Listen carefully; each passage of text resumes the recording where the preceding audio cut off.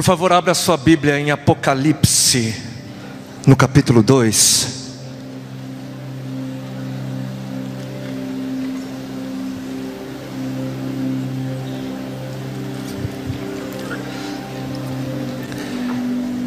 O último livro da palavra do Senhor, Apocalipse, capítulo 2. Palavras do nosso Senhor Cristo Jesus à sua igreja. Capítulo 2, a partir do versículo 1. Ao anjo da igreja em Éfeso escreva: estas são as palavras daquele que tem as 7 estrelas em sua mão direita e anda entre os 7 candelabros de ouro. Conheço as suas obras, o seu trabalho árduo e a sua perseverança. Sei que você não pode tolerar homens maus, que pôs à prova os que dizem ser apóstolos, mas não são, e descobriu que eles eram impostores. Você tem perseverado e suportado sofrimentos por causa do meu nome e não tem desfalecido.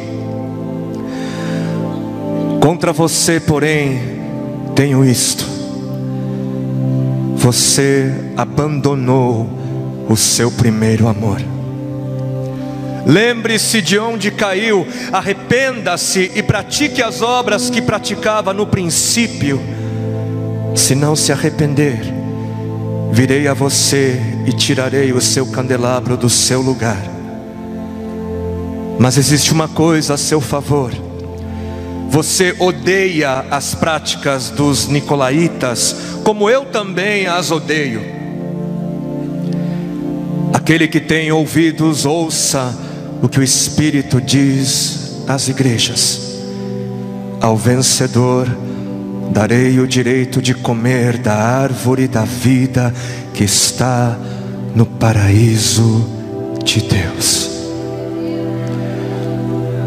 Que o Senhor nos dê ouvidos para ouvir e uma mente para receber, compreender a sua mensagem.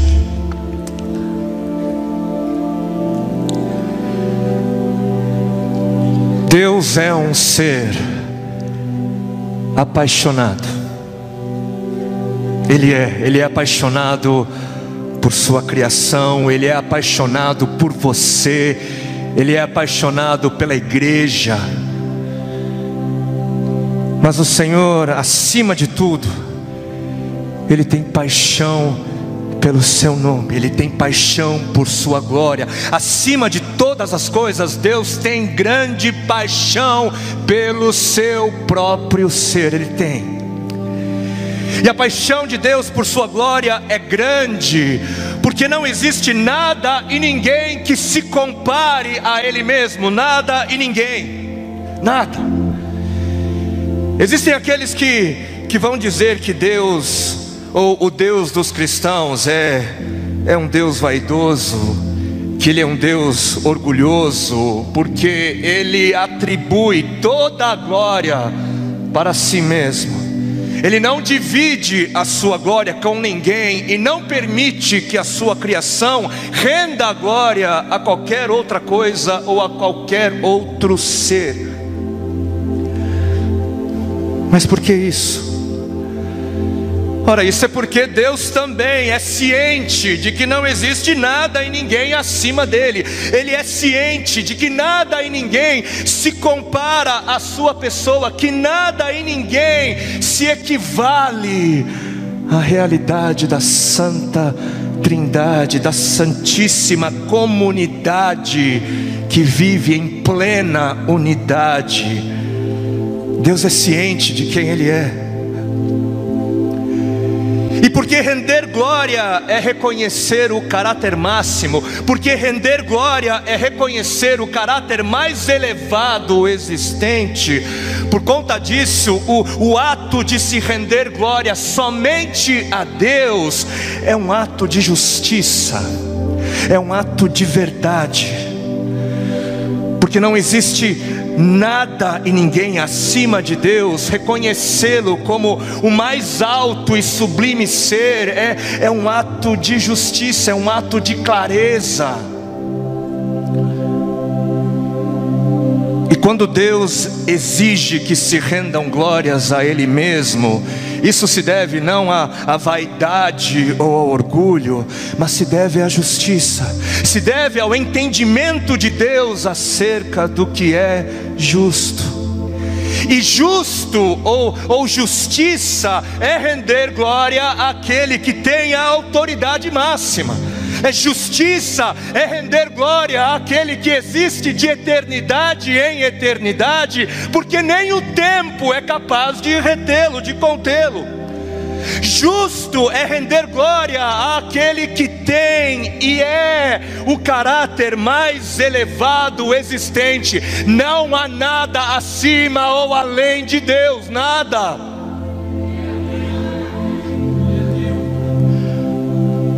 Vamos imaginar uma situação.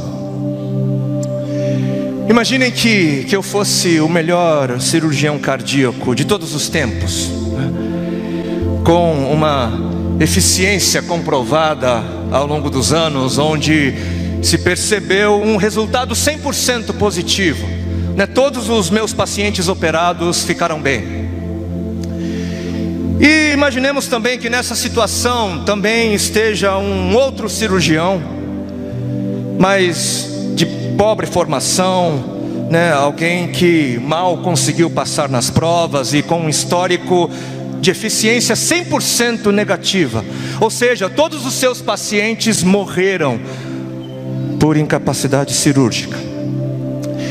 Imaginemos também que estivéssemos diante de um pai que não conhecesse esse nosso histórico como médicos, Imaginemos esse pai ali diante de uma profunda dor por conta de um filho com uma condição grave no coração.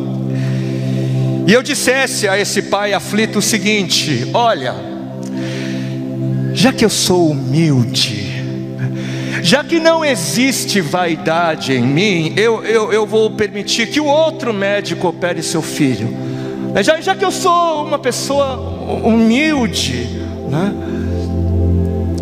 Só que nesse caso aqui, o dar a cirurgia a outro, ou o entregar a glória para o outro, não seria um sinal de humildade, ou um sinal de ausência de vaidade, mas nesse caso aqui, seria um sinal de crueldade, seria um sinal de maldade. Isso provaria que eu era um sujeito sem coração, seria um ato de injustiça.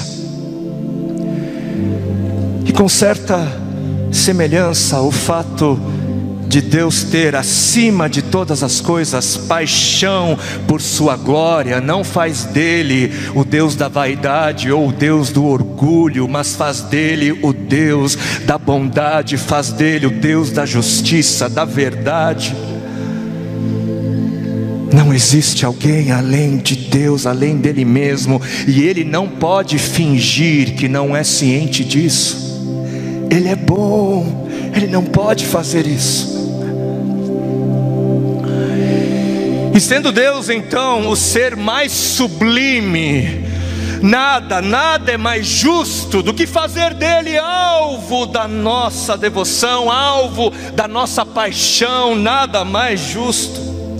E todas as vezes que nós nos mergulhamos na imensidão, que quando nós mergulhamos na imensidão do ser sublime de Deus, nada é mais natural do que sermos enchidos pela paixão de Deus. Nada é mais natural do que sermos enchidos de paixão por Deus.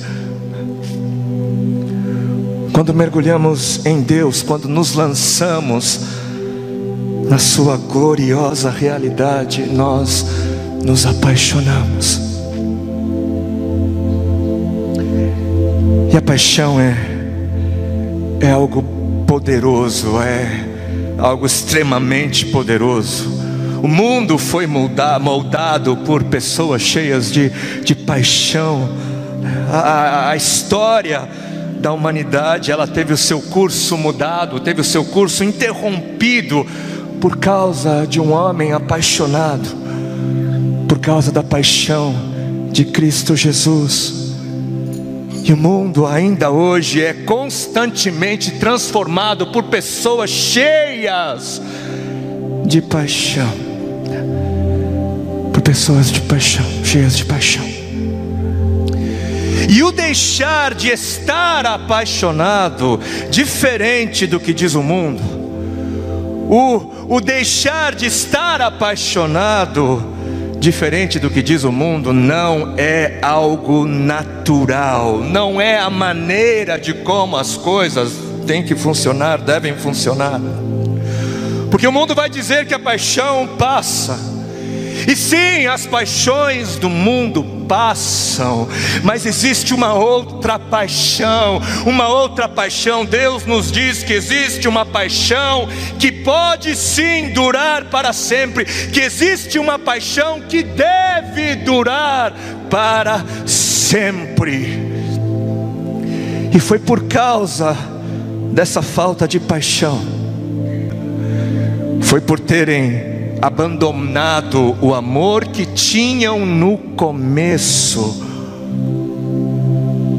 foi porque a paixão que não deveria ter passado, passou, que o Senhor deixou essas palavras à igreja em Éfeso e a nós.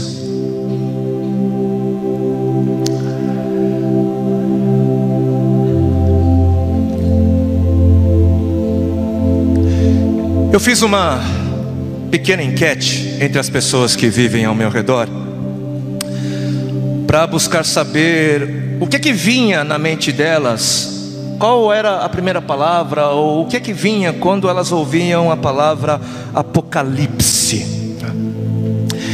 E a maioria dos adultos disse que o que vinha à mente delas ao ouvir a palavra Apocalipse era o fim do mundo, ou o fim dos tempos. Era isso que os adultos disseram a mim que vinha à mente. E os meus filhos participaram também, eles participaram também da enquete. E o Lucas, que tem 8 anos, ele disse que o Apocalipse se tratava de uma chuva de meteoros que iria destruir toda a terra.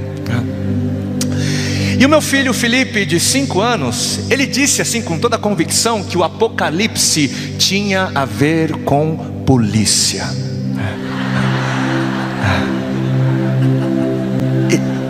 E eu achei muito profundo isso. Apocalipse, polícia, puxa, E embora o livro de Apocalipse possa ter alguma relação com o fim dos tempos, com o fim do mundo, e até de forma misteriosa relação com a polícia, tudo isso, todas essas coisas, elas estão muito longe de serem o tema, o centro do livro de Apocalipse, muito longe. Porque como nós vamos perceber ali no início do livro, se nós prestarmos atenção, Apocalipse 1:1, o livro começa declarando que o livro é a revelação de Jesus Cristo, é a revelação de Jesus Cristo. O tema central não é o fim do mundo, o tema central não é o lago de fogo e muito menos o número da besta. O livro de Apocalipse não foi escrito para gerar medo nas pessoas, mas para trazer uma mensagem de esperança. Por quê? Porque o Apocalipse é a revelação de Cristo Jesus, de Jesus Cristo. E essa preposição de Jesus Cristo, essa preposição gera um certo debate, porque em que sentidos seria a revelação de Jesus Cristo? Esse de Jesus Cristo seria no sentido dele ser o autor da revelação, o seu remetente, ou seria um de Jesus Cristo no sentido de ser uma revelação acerca de Jesus Cristo ou sobre Jesus Cristo? E a resposta é ambos os sentidos, A resposta é que essa preposição de tem ambos os sentidos. A revelação de Jesus Cristo é uma revelação que começa em Jesus. A revelação de Jesus Cristo tem a Jesus como o seu autor, e a revelação de Jesus Cristo é a revelação sobre Jesus Cristo, acerca de Jesus Cristo. Dentro do contexto de toda a Bíblia, o Apocalipse é Jesus se revelando. A palavra Apocalipse significa isso, significa revelação, significa um descortinar. E aliás, a Bíblia toda revela a Jesus. A Bíblia toda tem Jesus se revelando ao homem. De Gênesis a Apocalipse nós vemos Jesus se revelando como a expressão exata de Deus. Nós vemos Deus se revelando e nos dizendo quem Ele é. De Gênesis a Apocalipse vemos Deus se revelando e nos dizendo que Ele é Jesus Cristo, que Ele tem um nome e esse nome é Jesus. Toda a Bíblia é a revelação de Jesus Cristo, e Jesus tem algo a revelar àqueles que abandonaram o amor que tinham por Ele no princípio. Ele tem algo a dizer.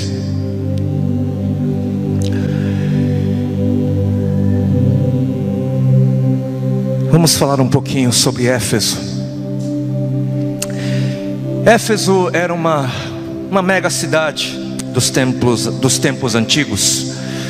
Era uma cidade portuária, bastante próspera e movimentada, com quase 250 mil habitantes. Isso é um número razoável para a época. E era situada ali na região da Ásia Menor, no terreno que é hoje o país da Turquia.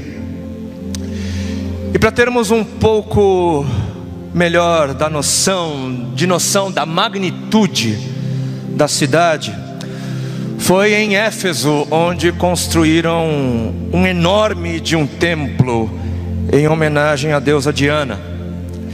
E o templo era tão suntuoso que era considerado uma das 7 maravilhas do mundo naquela época, do mundo antigo. O templo tinha 100 colunas enormes feitas de mármore. Era uma coisa linda. E além do templo, a cidade tinha também um grande teatro, um teatro para 25 mil pessoas. Tinha piscinas públicas, tinha uma biblioteca, enfim, era uma mega cidade. E não foi à toa que o apóstolo Paulo, há cerca de 30 anos antes de Apocalipse, não foi à toa que ele não apenas visitou a Éfeso, mas permaneceu cerca de 3 anos proclamando o Evangelho e fazendo discípulos ali. Foi nessa cidade onde ele gastou mais tempo. Dentre todas as outras cidades, de todas as outras viagens missionárias, foi ali onde ele ficou mais tempo. E a pregação de Paulo ali foi tão próspera que não demorou muito para que Éfeso se tornasse, a igreja em Éfeso se tornasse uma das principais, ou a principal igreja, uma das igrejas mais famosas e influentes de todo o mundo antigo. E como era a igreja em Éfeso? Por conta de Atos 19 e 17, nós vamos ficar sabendo que ali existia um povo que temia a Deus. Eles temiam a Deus. Atos 19 também vai nos contar o episódio quando a igreja queimou os seus livros da prática do ocultismo, e onde o valor dos livros queimados foi de cerca de 50 mil dracmas. E a dracma era uma moeda de prata que tinha o valor de um dia de trabalho braçal. E se nós calcularmos esse valor por 50 reais, digamos assim, daria um total de 2.500.000 reais de material queimado. Uma quantia razoável. Foi Em Éfeso, onde os irmãos experimentaram muitos milagres, para vocês terem uma ideia, foi ali onde os lenços e os aventais do apóstolo Paulo curavam os enfermos e expulsavam demônios. Foi ali. E foi em Éfeso onde um caso ficou muito famoso. Foi ali onde os 7 filhos de Seva, um dos sacerdotes judeus, foi ali onde esses meninos, ao tentarem expulsar um demônio em nome do Jesus de Paulo, foi ali que eles levaram uma tremenda de uma surra, de um endemoniado, e eles tiveram que sair correndo, sem as roupas. E por final foi em Éfeso onde houve um grande tumulto, porque a adoração a Diana sustentava uma importante economia local. As pessoas passaram a perder o ganha-pão devido à adoração exclusiva ao Senhor Jesus, e houve um grande tumulto, uma grande revolta. Os que dependiam do comércio envolvendo Diana provocaram esse tumulto, essa revolta. E depois dessa revolta, o apóstolo decidiu que era tempo dele partir, e partiu deixando a igreja nas mãos da liderança local. Ele deixou essa mega igreja nas mãos da liderança local. Mas quem era essa liderança local? Nas mãos de quem o apóstolo Paulo deixaria a igreja em Éfeso? Ele deixou a igreja nas mãos de Timóteo, seu filho na fé, para quem chegou a escrever 1ª e 2ª Timóteo. Deixou a igreja aos cuidados de Priscila e Áquila, seus cooperadores, de quem Paulo faz menção em suas cartas. E deixou a igreja de Éfeso também nas mãos do apóstolo do amor, do apóstolo João, que havia se mudado para lá, era um dos residentes da cidade e um dos pastores responsáveis, um dos líderes da igreja em Éfeso. E talvez por isso não seja à toa também que quando o apóstolo Paulo, em anos posteriores, escreveu a carta aos Efésios, talvez não seja à toa que Paulo mencionou que a igreja em Éfeso era famosa por 2 razões. O apóstolo do amor estando ali, o apóstolo João estando ali, não seria difícil entender o porquê que a igreja de Éfeso, como descrita em Efésios 1:15, era famosa por sua fé em Cristo Jesus, e era famosa por ter amor. Era famosa por ser amorosa. Era essa a fama da igreja de Éfeso. Mas talvez seja apenas uma coincidência, talvez só uma coincidência, ou talvez não, mas o apóstolo do amor era pastor na cidade. E coincidentemente ou não, os irmãos em Éfeso eram conhecidos pelo amor. Eram conhecidos pelo amor que um dia haveriam de abandonar.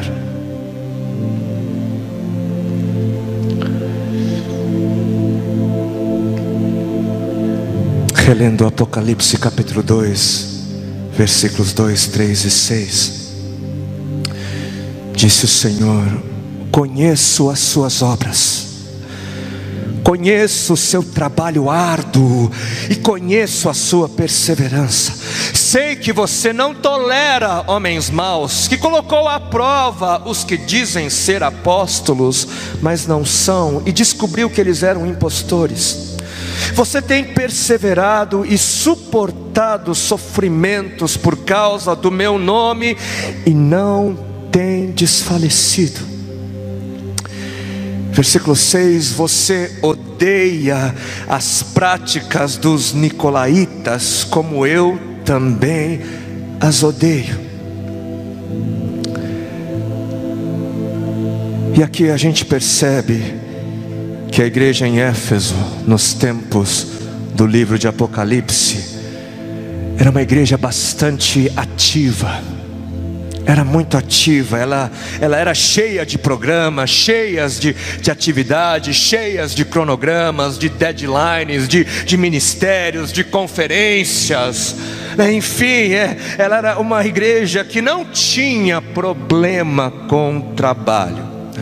Eles trabalhavam arduamente, o negócio deles era servir, servir, servir. E eles eram perseverantes, eles não desfaleciam, mesmo em meio ao sofrimento, mesmo em meio a um sofrimento causado pelo testemunho, eles não desfaleciam, eles sofriam por Jesus, eles eram presos por Jesus, eles pregavam no frio por Jesus, eles eram durões, eles eram fortes. Os efesianos, eles não eram moles, eles eram durões. E além de tudo isso, eles não toleravam gente ruim, não toleravam falsos ensinamentos, não toleravam heresias, não toleravam falsos apóstolos e não toleravam práticas pagãs. E de forma superficial, a igreja em Éfeso parecia estar muito bem, mas muito bem. Qualquer um de nós estaria pronto para honrar um povo assim, trabalhador, um povo servo, estudioso, defensor da fé, ortodoxo, intrépido, um povo que sofria pela fé sem desfalecer. Uau! Que povo! Que povo!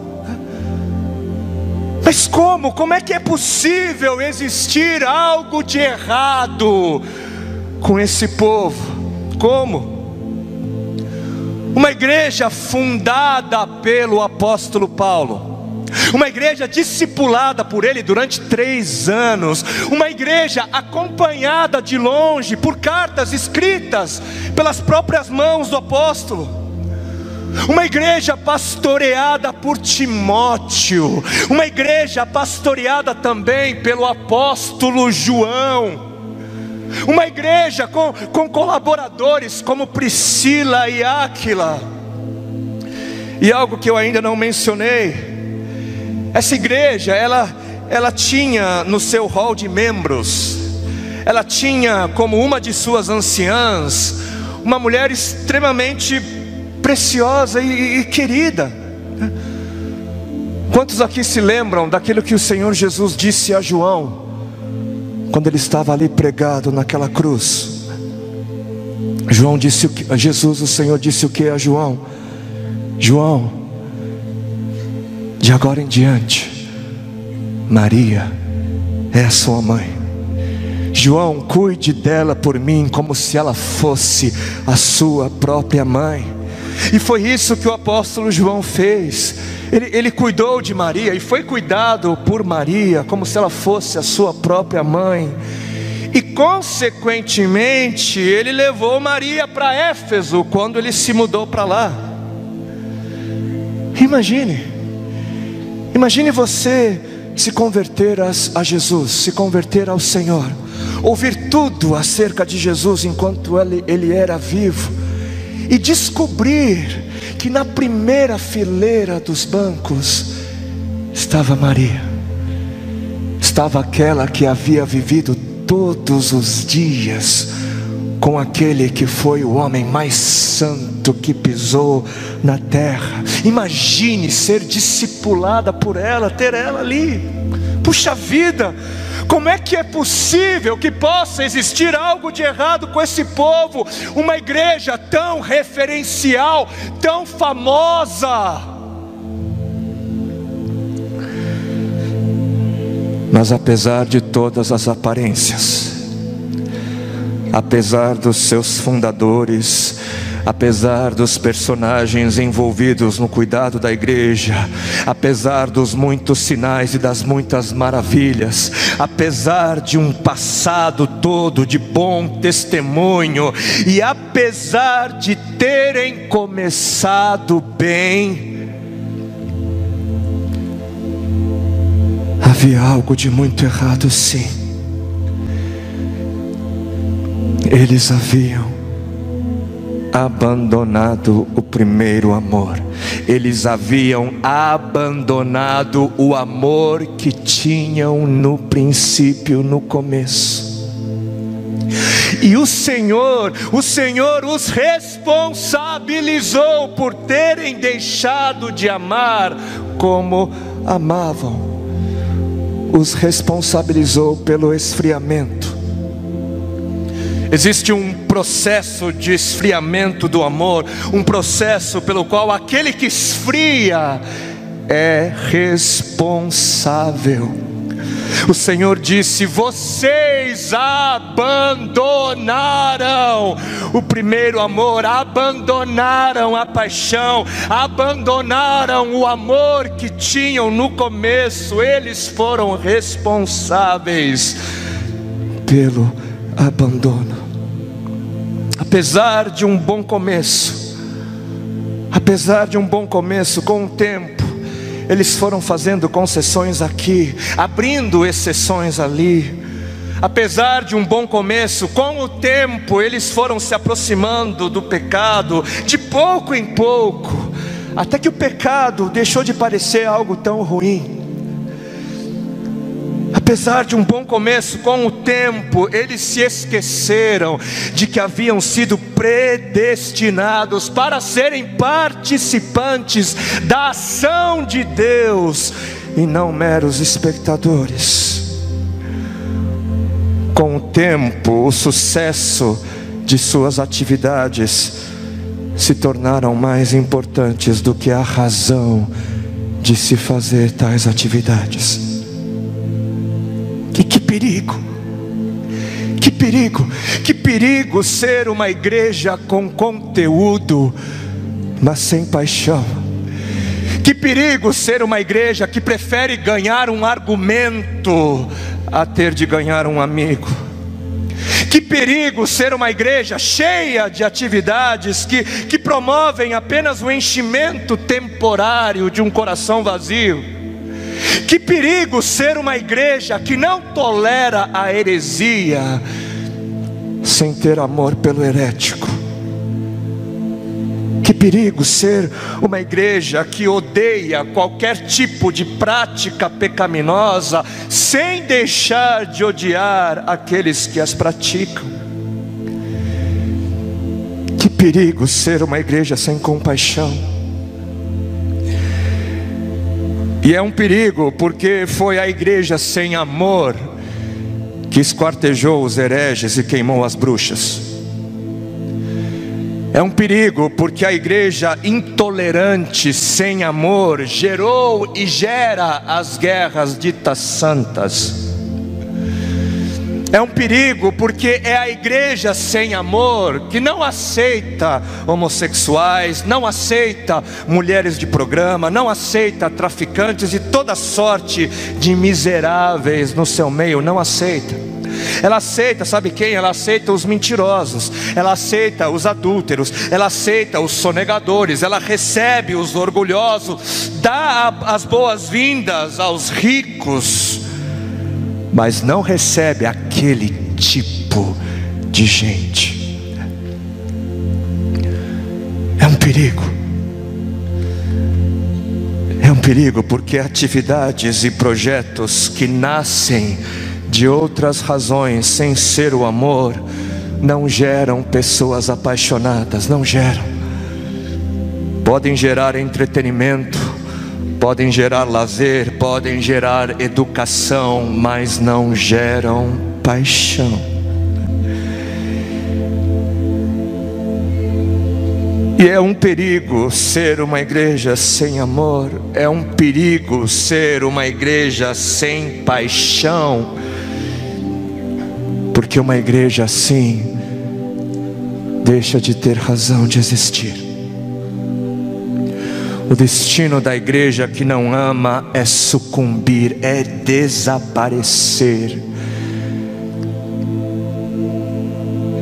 E foi exatamente isso que aconteceu com a outrora tão gloriosa igreja de Éfeso. Sabem o que aconteceu com ela? Ela sucumbiu. Ela foi destruída, o povo foi disperso e hoje existem apenas ruínas. Ruínas que nos advertem acerca do futuro da igreja que deixa de amar.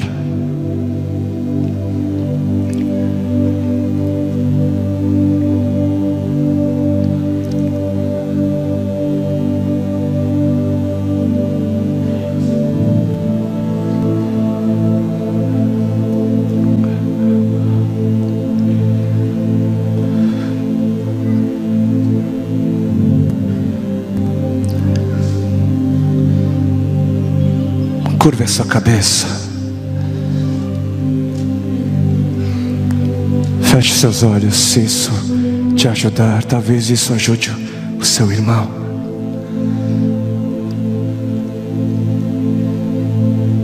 Se perceba diante daquele quem pronunciou essas palavras, não apenas àquela igreja, mas a nós, a você, a mim.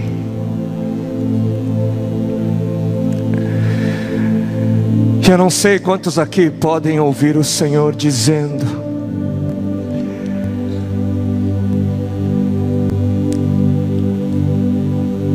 você se lembra?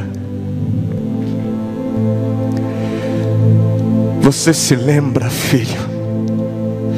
Você se lembra, filha? Se lembra do começo? Você se lembra pelo que você era conhecido? Você se lembra o que as pessoas ao seu redor diziam de você no começo? Se lembra de como você sorria? Se lembra de quando nada roubava a sua alegria? Você se lembra de quando você mal podia esperar para estar comigo? Você me servia, você me adorava com fervor. Se lembra? Você orava e ficava comigo. Orava e ficava, e ficava, e ficava. Você orava por sua família, orava pelos seus amigos, orava pelos perdidos, orava pelos que sofrem, orava pelos famintos, orava pelas nações. E você fazia isso só comigo, em secreto.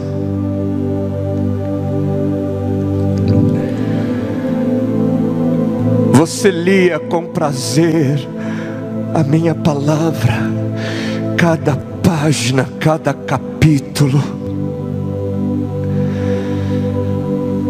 Você falava de mim para outros, e você não tolerava falar mal dos outros. Você dividia com alegria e com generosidade. Você buscava o meu reino e a minha justiça em primeiro lugar. Você tinha prazer nas vigílias, você tinha prazer nos jejuns, nas viagens missionárias. Você tinha prazer em fazer a minha vontade.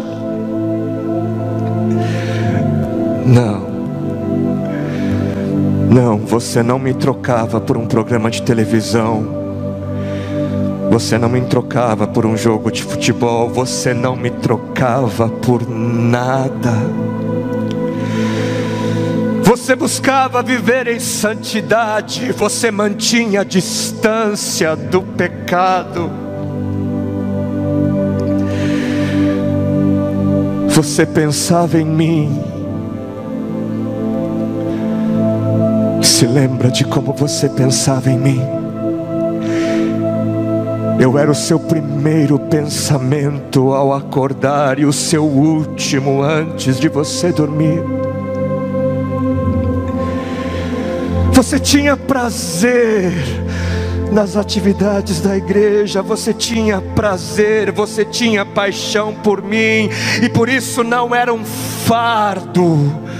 Não era um fardo estar ali, não era um fardo servir ali, não era um fardo limpar o banheiro, arrumar as cadeiras, chegar no horário para os ensaios do louvor, chegar cedo aos cultos, nada disso pesava.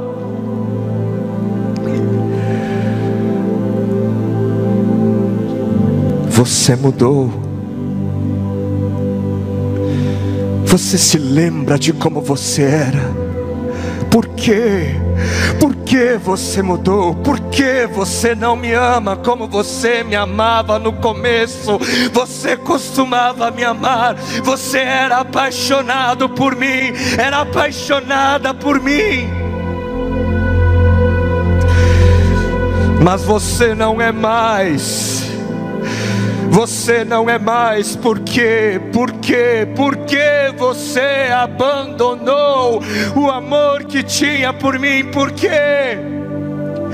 Quem diz que a paixão tem fim? Quem diz que a paixão acaba? Quem?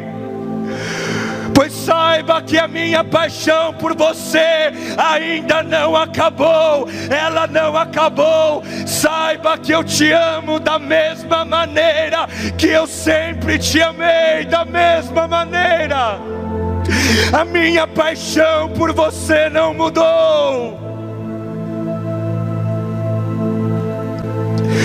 E eu continuo sendo o mesmo, eu continuo sendo o mesmo, eu continuo sendo amor, eu continuo sendo eterno, eu continuo sendo todo poderoso e o todo grandioso.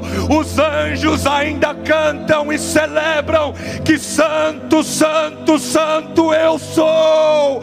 Eu não mudei, eu não mudei, eu não mudei.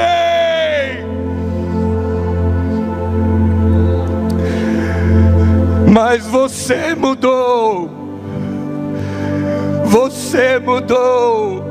Você abandonou o amor que tinha no começo. Você não é mais o mesmo.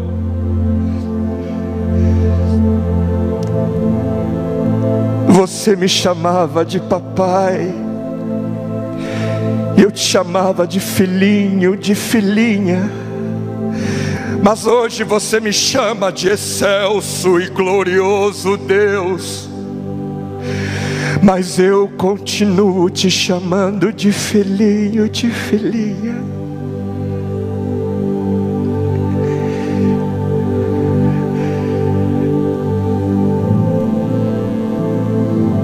Onde está você? Eu sinto saudades de você, filho. Eu sinto saudades de você, filha. Onde está você? Volte, volte, volte e me ame como você costumava me amar. Volte, volte, eu não mudei, eu não mudei.